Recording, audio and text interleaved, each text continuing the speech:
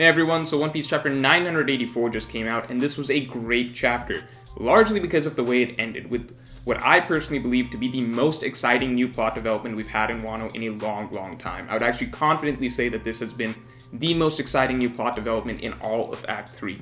And I'm going to get to that at the end, so if you're impatient, then, there are timestamps in the video, there's chapter stamps, you can go ahead and skip to Yamato. But I'm going to start at the beginning, with Ulti and Page One. So first of all, I'm glad that Ulti was not just taken out that easily by Yamato, because I like Ulti and I do want to see her more as, portrayed as a formidable fighter as she was when she was up against Luffy. So, Yamato one-shotting her, or seemingly one-shotting her at least, was exciting for Yamato, but I do like the fact that Ulti was not just taken out by that and she's back up and still back to her usual, somewhat arrogant, aggressive self, basically. And I'm really liking, of course, the dynamic between Ulti and Page One. With Ulti's dialogue in general, and by the way, she has basically become my favorite Toby Roppo, I think, after this chapter. Before, it was between her and Who's Who, but we've only seen so much of Who's Who, so, maybe he can climb back up the rankings later. But Ulti in general, I think she benefits a lot from the Viz translations, just because she's one of those characters that the style of speech that she has, and what Oda's trying to get across with, her character gag, it makes more sense with the Viz translation. Although I do think that, the Scans translation that I assume that we're all reading, it has gotten better in that regard with getting across what her dialogue is trying to do, which is basically this really drastic switch up between this more high-speaking sort of, fancy type dialogue or whatever, and then drastically changing to really blunt and aggressive and snappy. So I do think that comes across better with a different set of translations, but this one is getting the job done, and I think we did see more of that this chapter with how she was talking to Page One. And in general, that dynamic, as I've mentioned in the past, that's one of my favorite dynamics that we've seen, at least among a villain group in the series period. I don't know when the last time we had a dynamic between two henchmen of a bad guy which was as fun to watch basically as Ulti and Page One. And it's not even like Kaku and Jaibura where it was the second and third strongest members of the CP9, Ulti and Page One, they're a couple levels down in Kaido's crew, but even with just these two, Oda's giving them a lot of fun dynamics and a lot of interesting screen time and having them bounce off each other in a really interesting way. So I'm really liking watching all of that. I generally find Ulti to be a hilarious character. Everything she said this chapter was pretty funny. But moving on from that to the actually interesting stuff, in my opinion, which is, okay, to start with, by the way, Marco mentions that there's a shadow approaching. I think we can all assume that that's Perospero. I think with this chapter now I have an idea of why Perospero is being moved along to Onigashima by himself. I don't know if I'm going to like it or dislike it, but look, so with Kaido, we had known in the past that basically Kaido's got a big announcement coming up. We know that Kaido and Big Mom are making an alliance. We know that Big Mom often likes to seal alliances with a wedding of some sort, right? That's how she likes to do it. You get the kids married, all right, now they're basically, we've teamed up officially or whatever. So with that in mind, we all kind of had the idea that basically, it seems very possible that the announcement that Kaido is going to have is that his son Yamato is going to be marrying someone among Big Mom's crew to basically make that alliance conclusive or final or whatever. And so that was something that we all kind of assumed. Now, knowing that Yamato is a girl, and she is Kaido's only kid as far as we know, and knowing that Perospero is Big Mom's firstborn son, unmarried, and he by himself is being taken over to Onigashima for unknown reasons, I do think that announcement is going to be correct, that Yamato is going to be getting married off to one of Big Mom's crew. I think it's going to be Perospero.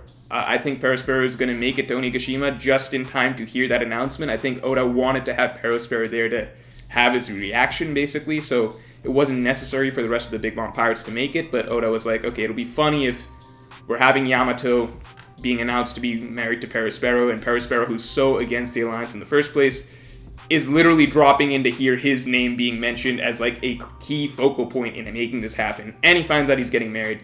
I just think it'll be the most likely scenario, and I do hope it happens because I just think it'll be a funny scene.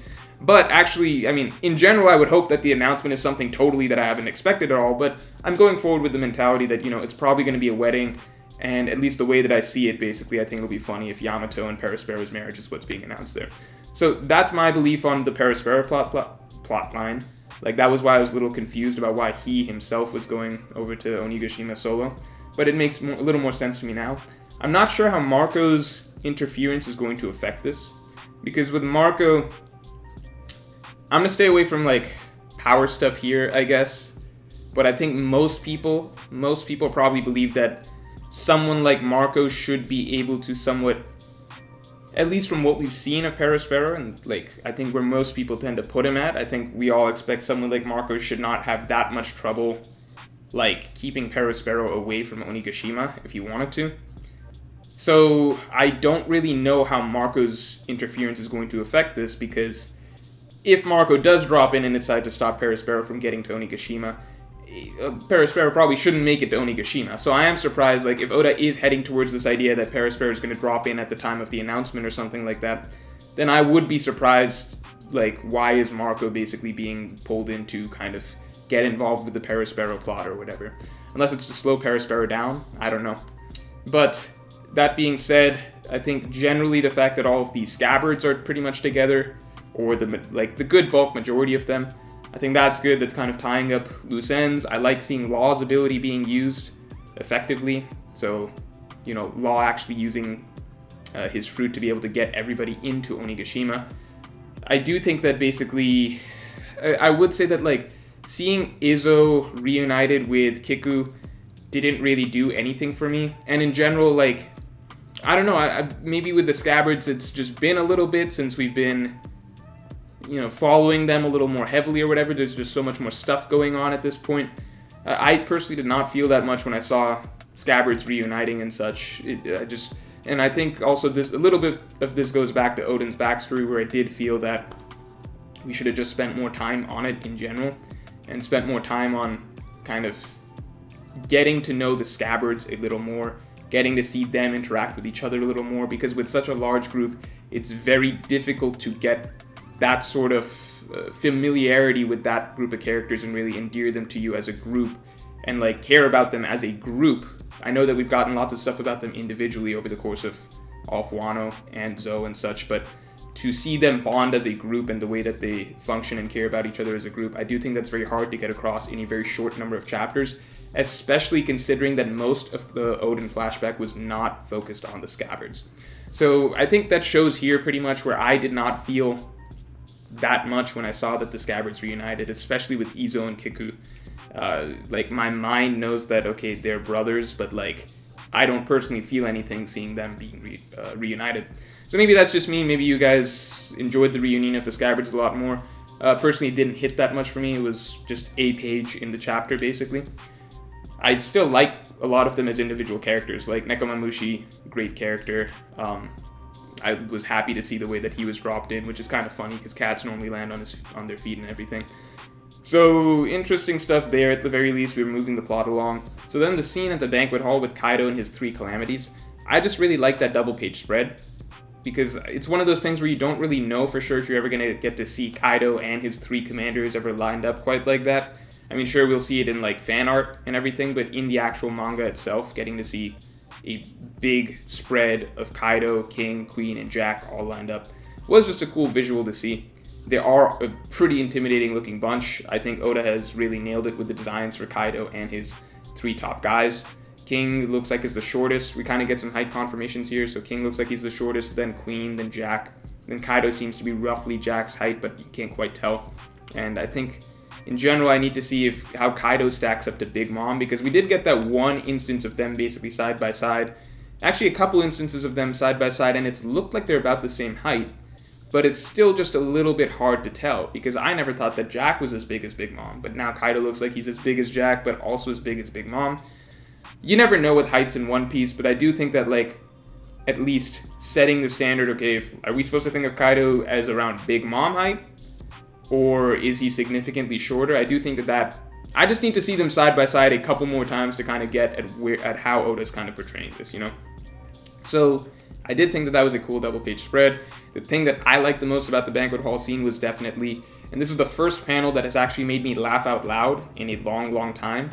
Not just in One Piece, but like in manga in general. Like, I actually read this and laughed out loud, which was the Jinbei and Robin panel.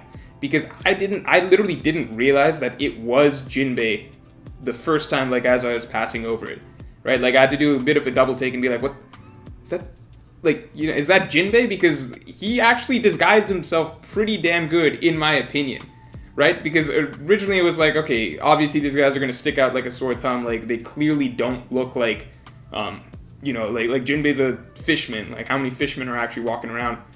But Jinbei in this panel he passes, you know? Like, I didn't register him as Jinbei the first time that I passed over him.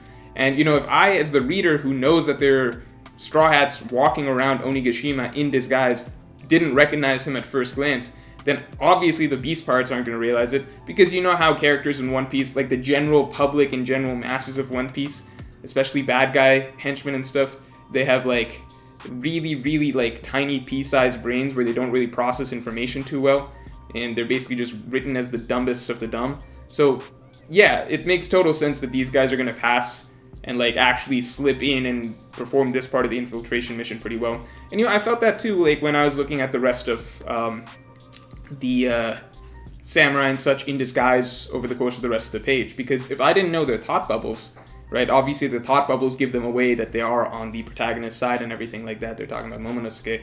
But if I didn't know that, then I would have kind of just assumed that, okay, these are other, you know, Kaido, Beast Pirate, Onigashima type fodder or whatever. So I think that, you know, maybe initially when the transformations were happening, like, it's kind of like, well, aren't they going to be recognized? Like, how much do these transformations actually, or like these these clothing changes actually help? But, you know, it fooled me for a second, I'd say. I generally don't like Robin in these sort of situations where Robin's like being used for this type of comedy. I could talk more on this, but I'll just basically say that, like, Oda has kind of started, like, at least post-time skip with Robin, Oda has been using the thing of, like, you know, when Robin has, you know, reactions or, like, gag faces, like the ha moment, like, stuff like that's been happening a lot more recently. Like, the joke is basically, like, look how out of character this is for Robin, isn't that funny? That, like, oh, Robin's reacting like this, Robin's acting like this, stuff like that. At this point, it doesn't feel like, it's not even funny to me. It's not like out of character for Robin anymore, because he's just so consistently written her as basically not the same person as she was pre-time skip. And I generally don't like that, because that kind of, like, you could say that that's development, but Robin was developed well by the end of Enies Lobby and Thriller Bark and everything like that. Like, she was fine where she was at that point. Like, her main character conflict was closed. She was no longer as distant as she was before. She went along more with the way the Straw Hats acted and behaved and everything like that. She was more lighthearted, but she was still herself. Now it's like she's a different person. Like, that's not good development in my mind necessarily. Like, you can write Robin gags really well with the person that she was before. The best Robin gag in the series isn't anything post-time skip. It's still when Frankie's saying, let's all do docking, the entire Straw Hat crew's coming together to do docking, and Robin, being true to her character, is saying, there's no way I'm doing that. That's literally an embarrassment for me as a human being. That's great Robin humor. Like, you can write her in funny scenarios and stuff while still keeping her true to her character. Like, Oda's kind of just, it's more homogenization than anything. Like, he's just writing her to blend in more and more with the rest of the Straw Hats and, like, doing the same things that the rest of them would do, which has just stopped feeling funny or out of character to me. But again, that being said, like, I was laughing when she did it here, mostly because of Jinbei. But, you know, like, I didn't mind it as much when she did it here, but I felt like I had to give, like, a bit of a side rant on why, like, I don't think Robin humor or, like, writing her like that is funny anymore and actually takes away from what made her character so interesting and unique among the group earlier in the series. So now let's get to the part of the chapter that I really liked, which was Yamato. Or Yamato versus Luffy, or, you know, yeah, let's start with Yamato versus Luffy, but not for the reasons that you think. I think that the fact that Oda had written Yamato as a girl, but decided to introduce her without us knowing that she's a girl and actually framing it as Yamato's Kaido's son. We're looking for Kaido's son, Yamato's a guy, all that stuff. I think that was a really good decision. I don't even know if Oda realizes this or not, but, like, there was a really good secondary effect besides the shock factor for choosing to hide Yamato's gender, which is basically, I think anytime, like, we all know that One Piece is more so a male character-dominated series. The stronger characters in general are almost always male. I think generally when a female character is introduced who is supposed to be strong, right? Like, there is a lot of, like, it's easy to feel biased. Like, okay, it's like, how is Oda going to handle this character? Like, we felt that, like, Smoothie did not get her due justice or whatever during Whole Cake Island. Maybe she will get that in Wano, hopefully, or whatever. But there's just generally lots of bias that can come in when you're seeing a female character that Oda's writing in who is supposed to be strong, and you're looking at it like, okay, how is she being written, right? Like, is Oda actually treating her like a strong character or whatever? And, you know, it's easy to make assumptions, like, for example, even someone like Big Mom, who is the strongest woman in the world, right? Just knowing Oda and how he is, I think when we found out that Big Mom was a female Yonko, I think most of us did kind of jump to basically, okay, it's likely that she's the weakest of the bunch.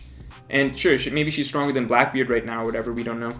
But I think at least looking at the original Yonko, I think most people would kind of, like, even if we didn't get as far into the story as we've gotten, I think most people would have guessed that it's probably, like, Whitebeard, Kaido, and Shanks are stronger than Big Mom or whatever. Like, I think most people would have bet money that Big Mom is the weakest Yonko. Even if we didn't get a lot of information about her, just knowing that she's a female and just knowing that the way that Oda tends to write women in the story, like, he doesn't always put them as, you know, the strongest characters. So with Yamato, right, like, let's say Yamato had been introduced to us as a girl. Then we're going to be, I think, you know, every power interaction is always, like, heavily scrutinized in One Piece. That's just the way we are. But we would be doubling down on that if she was introduced as a woman, basically. Like, with the Ulti moment, Thunder Bagua, I think there'd be twice as much discussion about, like, okay, like, how much stock do we put into this? Like, Ulti was taken by surprise, like, what does this mean, etc., etc.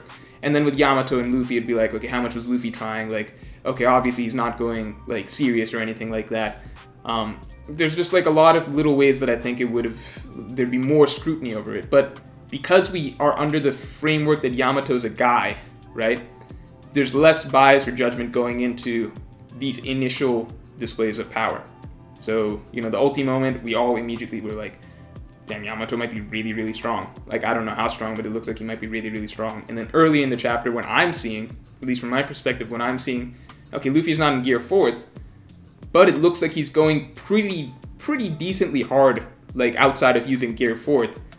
And it looks like he's being handled pretty well, like, somewhat easily. Like, if I had to bet, like, if I had to say who seems like, you know, they're better off in this scenario, I would say Yamato. I would say Yamato's, like, not breaking as much of a sweat. Not to say that Luffy couldn't win if he, like, went all out. Obviously, if he used gear 4th, I would put my money on him.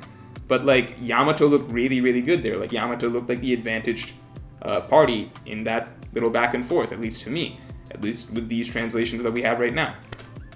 And so then after that, when it's revealed, like, when we're under the impression that, man, how strong is Yamato? Like, is Yamato, like, would he be among the calamities or commanders or whatever? Like, when we get the perspective to start off with that, look, Yamato's really, really strong. Even compared to Luffy, he looks really strong. And, like, he's a clear challenge for Luffy. And then it's revealed that Yamato's a girl.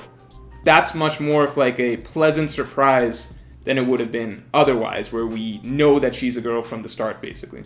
So I think that was just, like, a really good way to introduce the character so that we're free of bias as we're reading about it. And then we learn that she's, like, that first we learn that it's a really strong character, and then we learn that it's a girl, rather than being told from the start that it's a strong female character, basically.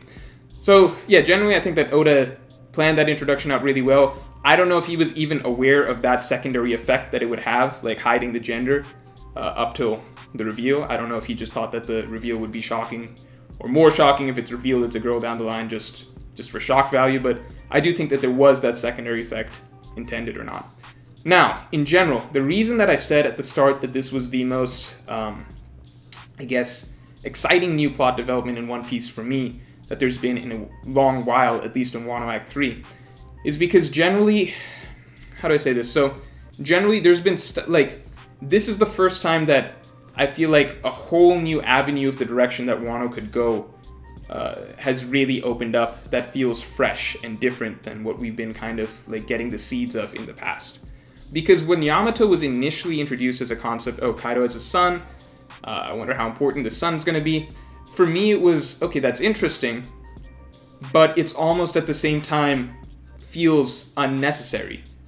Because it was like, we've already got so much going on in Wano, there was a very real possibility that having, Kaido's son thrown into the mix, like, at the time we were all sure that, okay, he's going to have interactions with Momonosuke, and that's still totally possible, by the way, like, the gender change doesn't really affect that in any way. But we all thought that, it's going to be possible that it's more interactions with Momonosuke that develops Momonosuke's plotline, which, to be frank, most people don't care that much about in the first place. But it just felt like, okay, it's another factor being thrown into an arc that's already very heavy in terms of characters and plot threads and everything like that. And at the time, it was just like, do we need this, or does this just add to the noise of the general Wano arc, right? Like, will the Yamato stuff just become, just more, it just adds to the generally heavily saturated nature of this arc? Like, does it just become more noise? But by making Yamato a girl, that helps this whole plotline and what she could be in the context of Wano. It helps that stand out from the noise, and it actually turns it into a very fresh potential plotline for the arc. Just because we've known for a while that Wano is a very traditional sort of society, even among the samurai, the 9 Scabbards and such. Like, we got Shinobu down the line, but in the original 9 Scabbards, there are no women. Like, even Kiku, who seemed like one, ended up being a guy, biologically. We generally have gotten the sense that Wano is a very traditional sort of culture. And similar stuff, like going back to Kuina, even at the start of the series, who wanted to be a swordsman, like, she ultimately decided that, okay, if I were a guy, then I would be stronger and everything like that. So, generally, we haven't delved into that stuff as much in Wano, of, any sort of, gender discussion or anything like that. But with Yamato being revealed as she is, and the fact that she chose to be a man because she associated that with strength, and she is very, very strong without actually biologically being a man, but she chose to identify as one basically because she associated that with strength, basically seeing Kazuki Oden and everything like that. That opens up a very interesting new angle, basically, of what Wano could, like, another idea that Wano could start focusing on more. Not to mention that basically, again, as I talked about with the wedding stuff, this changes up who Yamato could potentially be wed to, and in general, it just feels like the decision to make her a girl instead of just a son, like the straightforward route, basically, right? Like, you would call that the straightforward route for One Piece, like, okay, introducing the child of a strong character who's also going to carry a plot. You would just assume it's a son, but Oda kind of made a big deal of hiding the fact that she's a woman, and then chose to reveal it down the line. Like, I don't think that's just a gotcha sort of moment. I do think that, like, there is a conscious decision to make this character a girl that will play out over the rest of the arc in a direction that, like this is the first time I don't really know what Oda is going to do. Not to say I know what Oda is going to do with all sorts of stuff. Obviously, like, I don't know anything, right? None of us know anything that's going to develop. But it's the first thing that, like, I literally have no clue, like, what Oda is going to do with this character and what role she is going to play now. Because with Yamato before as a guy, it would have just been more likely to blend in as one of the other plot lines, whereas this now feels like, wait, why is it so important that she's a woman? What is this going to mean for the rest of the arc, kind of? So, I'm very excited for that reason, and the fact that, the Ace stuff comes in, and that's totally separate from her gender. Like, it wasn't just a throwaway fact that Ace showed up to Wano, right? It sounds like this is going to be something that is developed further. And also the fact that, like, Yamato apparently had a very, from what it sounds like, when Yamato was telling Luffy earlier that, I used to fight with this person a lot, it sounds like she's talking about Ace, right? Because she's talking about someone that Luffy was very, similar to. Later on down the chapter, she also mentions, this is just like Ace. It sounds like she's talking about Ace in both these instances, basically. Just based on the similarity of what she's talking about in both those instances. And the fact that, like, Ace showed up in Wano, I could imagine Ace giving Yamato a good fight. They were probably both younger at that time. I've seen people say that, like, she was talking about Oden, which makes no sense. Oden was her idol. She would probably have been very young at the time that Oden would... There's no way that she fought with Oden many times, and that was just omitted from Oden's story. That doesn't really make sense. Odin was fighting Kaido's daughter for, like, those 5 years? Doesn't really make sense.